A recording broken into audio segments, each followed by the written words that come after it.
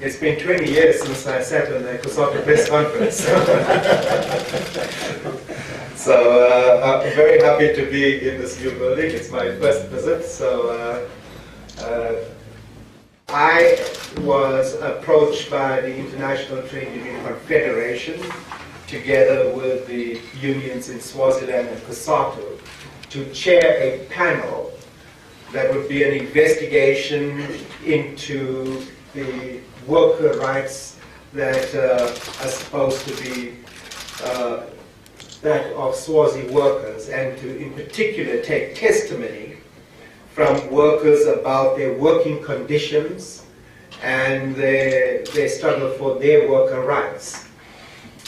We arrived in Swaziland yesterday, and at the airport I was met by Bishop Paul Verheyen, an old friend, and we were followed from the airport. We ended up in a police roadblock that was, I think, specially set up for us, and then escorted to the regional headquarters of the police, in which they proceeded to question us about our reasons why we were there. And we were very open that we were there to participate in a global inquiry panel, and that we were there to take testimony from workers, and that we were then going to prepare a report based on that testimony that would be submitted to the organizations that have organized this event. And so we left the police headquarters believing that we had satisfied most of the questions that they had of us. And we're really surprised this morning when they arrived en masse again at our hotel where the inquiry was going to be held, and then demanded a meeting, particularly with the panel members, and then proceeded to tell us that the meeting is banned, that under no conditions would they allow the meeting to take place. We made an attempt to inquire as to the reasons, and the reasons that the Assistant Commissioner of Police, a commissioner in Kali, said was that it was the celebration of Independence Day in Swaziland, and therefore all meetings were for Swazis.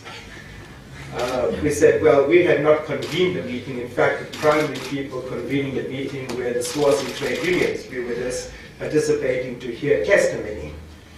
And he then said that we had not followed protocols, to which we responded that, well, we were invited by the trade unions, and that was the protocol that we would follow. We then asked whether he would produce a written copy of a statement stopping the meeting, whether that was a legal interdict against the meeting.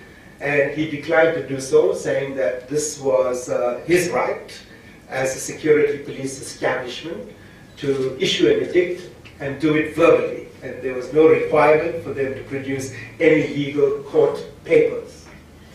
It does seem, however, that in talking with the organizers, that there's been discussion with the government, and particularly the Commissioner of Labor, about this meeting being held and the inquiry being held. And it's quite clear that any views of that commissioner or the government have been ignored, and this decision has precisely been made by the security establishment. And so it returns us back to the point of does the rule of law apply in Swaziland? And I think this is a definitive no, given that even what we understand, that officials within the government have been overruled by the security establishment, and our meeting then preempted. We did, however, in the course of me answering many questions that you as the media have, and being busy talking to police commissioners, it was a lot more cordial than in my time in South Africa, I must say. But that was an occasion that allowed Bishop Paul Verheyen to meet the people that were going to give testimony. And we did have an opportunity to take their statements. So I would suggest that we pass on to Bishop Paul Verheyen, who had the opportunity to spend a little time with the workers that were there to to give their testimony, and maybe he can summarize what they said to him. Short time that I spent with them certainly justified the International Trade Union's concern. I interviewed textile workers and a health worker. For all people, the anxiety went around job security. With the textile workers, the person I spoke to, the two people I spoke to there, indicated that they earned approximately 1,200 Rand a month, that their hours were very excessive and often included overtime that involved no consultation with them. Their deepest anxiety, of course, was how did they manage to balance their budgets with 1,200 Rand and about 500 Rand needing to be paid for rent and then food, and many of them supporting families of up to 20 in the extended family circumstance, and recognizing that approximately 70% of the population live below the poverty datum line. The person I spoke to, who was a member from the health sector, presented a very similar picture, speaking about the more casual workers like cleaners and porters and so on in the hospitals earning very, very low wages, and even the professionals really not earning huge salaries. One of the most profound things that concerned him, however, were the conditions within which they were living. He basically, as I was listening to him and made my own opinion about it, felt that he was working that many people were working in a facility which was completely unsuitable to the kinds of diseases that they were having to work with, and that the medical staff, including the patients, were very susceptible to ongoing multiple infections. He spoke about the fact that people living with HIV/AIDS in that community, 80% of them would suffer from TB, and because of the unsanitary conditions within the hospitals, they were very, very vulnerable to constant infection.